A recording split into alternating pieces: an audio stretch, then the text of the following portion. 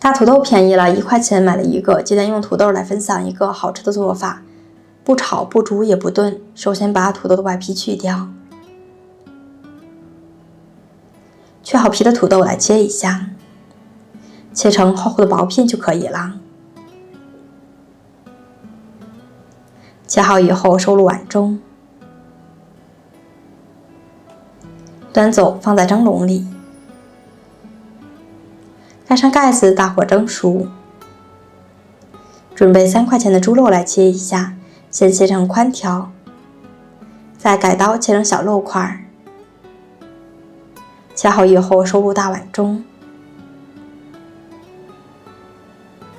直接端走放在料理机中。土豆呢蒸了10分钟就已经蒸熟了，取出来倒在料理机中。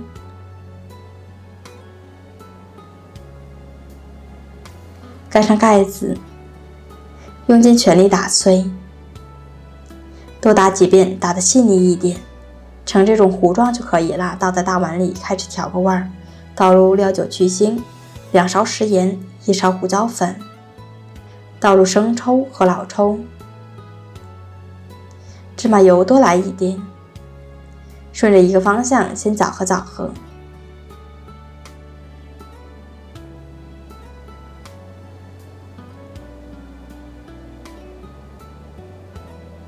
搅匀以后，加上1大勺面粉，顺时针搅和均匀。搅拌至没有干面粉就可以了。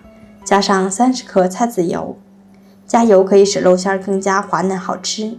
再次搅拌均匀，搅拌至肉馅上劲，感觉有阻力就可以了。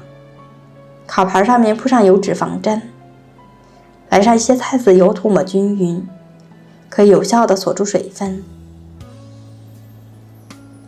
舀1勺土豆肉酱放在烤盘上，每一个都留出一点空隙。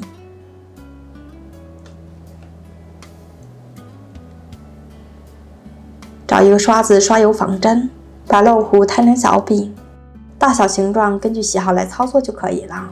全部做好以后，撒上一把黑黑的白芝麻点缀，像这样就可以了。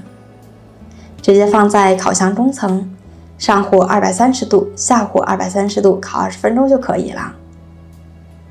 香喷喷的猪肉土豆小饼就烤好了，闻上去特别的香，而且外皮呢有一点酥酥的，非常的好吃。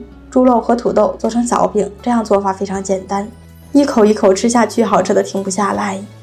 喜欢的话一定要试试哦，无论是站着吃还是坐着吃都好吃。